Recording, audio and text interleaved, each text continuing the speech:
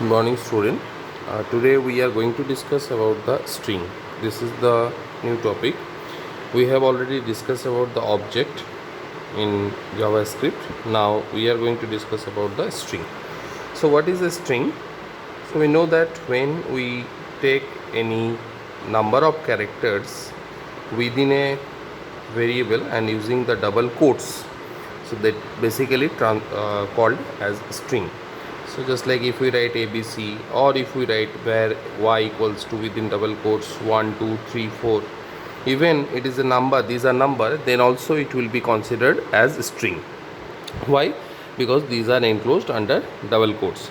So this string is a series of character which are enclosed under double quotation, that are called string. So in JavaScript, when we declare a string, so it becomes the string data type. It is basically called string data type value. So how we can check that whether it is string data type value? Just like we have declared x and y. Now if we use type of operator, if we use simply type of function, type of x, so it will give us it is a string data. It is a string data. But there is also another way through which also we can declare a string, that we can say string as object. String as object. String as object. Now how we can declare? So for that purpose we can take a variable where x equal to new string, then within bracket will take the string, within bracket we can take any string. So just like if we write where x equal to new string, within bracket I am taking here ABC. So now this x is an string object. X is a string object. Now if we write type of x, so it will give us that it is a object. It will not give us it is a string. Now few points we have to remember, or these are the difference between the string object and the normal data type string. So just like suppose already we have one string object, that is x equal to ABC, and I am just considering it is z, and x equal to ABC already I have considered, just like we have written in a general way where x equal to ABC, and then we have declared another string as an object, so where z equals to new string ABC. So after that, if we simply check whether these two values are equal or not, is using the equality operator or using the simply relationship operator.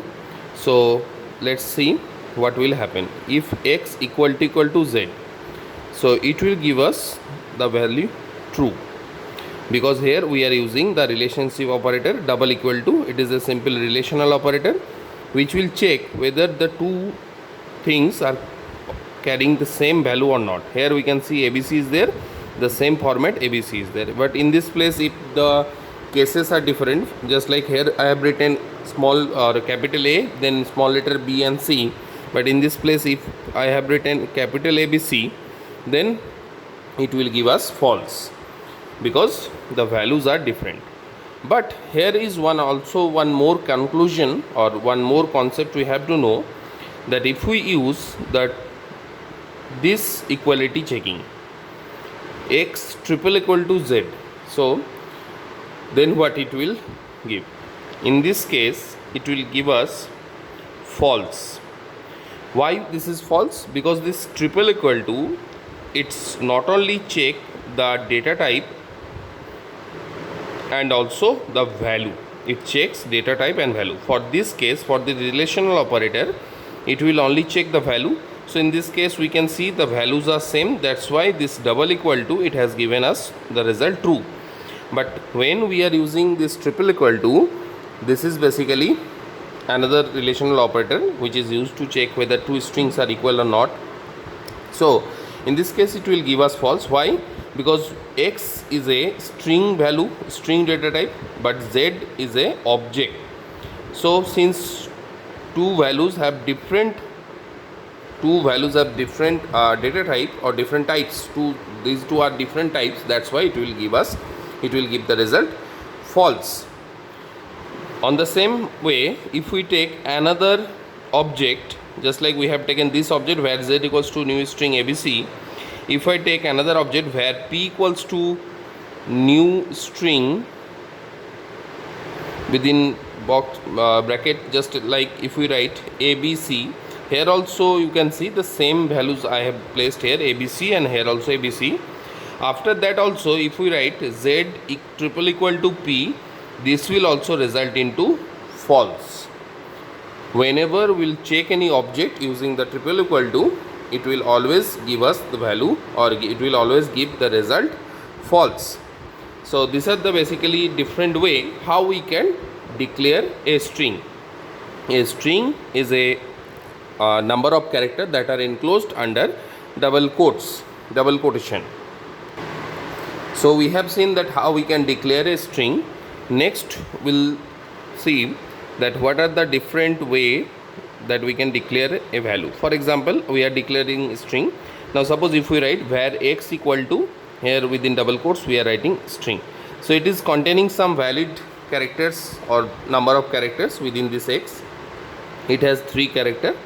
But suppose I want to declare an empty string, so in that case simply I will write where x equal to empty double quotes, not even space, no space in between these quotes. So this is basically called the null string, where no value, where there is practically no value is present. So this is the way how we can declare a null string.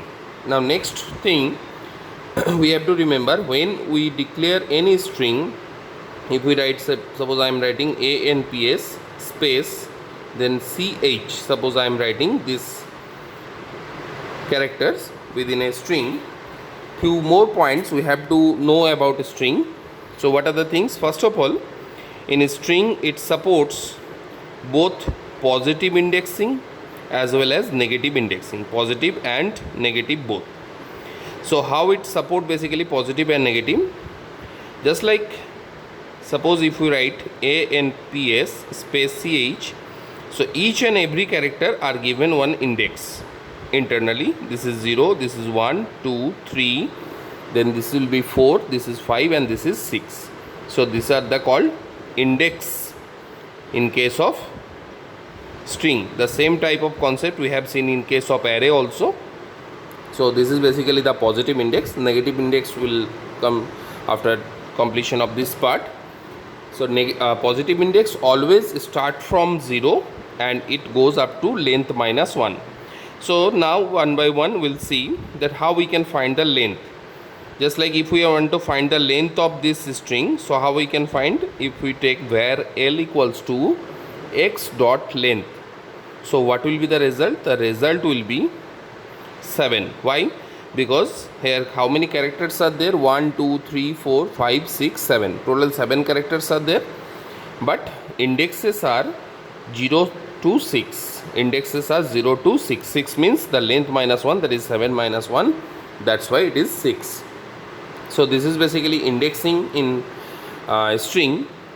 Now next one point we have to remember. Just like suppose if we want to display some special character within a string. Suppose if I want to write where x equal to my name is. Now suppose I want to place ANPS within double quotes. So extra one double quotes I am giving here, and after that I am closing the normal double quotes. So this means what? This double quotes is closed here and this is another part. That means what is my aim?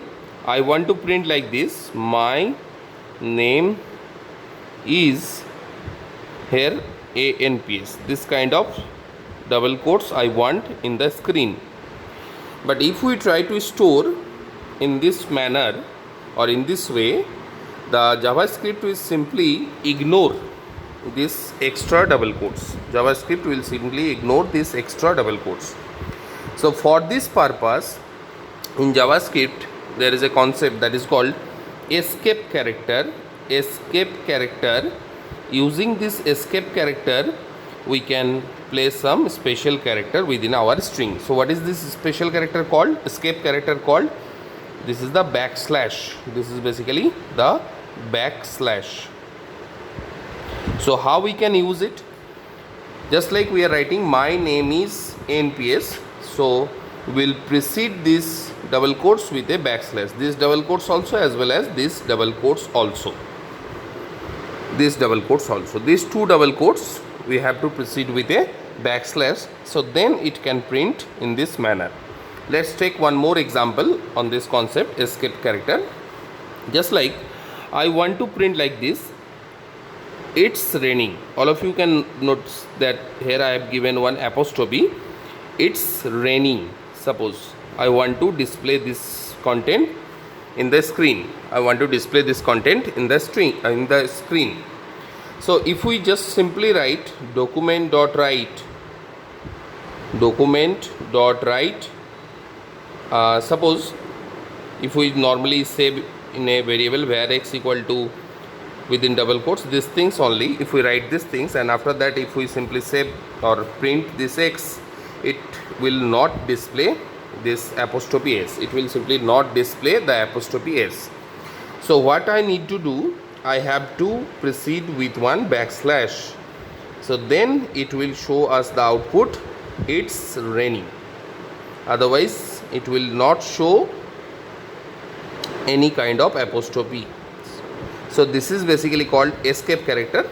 Now not only for this, few more escape characters are there, and we have to know their meaning and their uses. Escape character, always we know the escape character proceed with backslash. So the few more escape characters are just like backslash n. The first one is backslash n. It means new line character. It means new line character. So how we can use? If we write simply alert, one alert box, hello, then backslash n, after that if we write world, so what will be the output?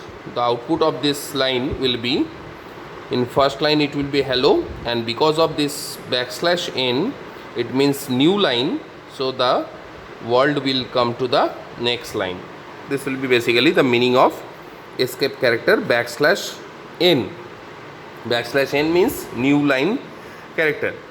There is one more backslash one more escape character, that is backslash t. That is backslash t. So what is the use of backslash t? It is actually horizontal tab. Horizontal tab. So what it will do? Just if we write here alert, and then within double quotes,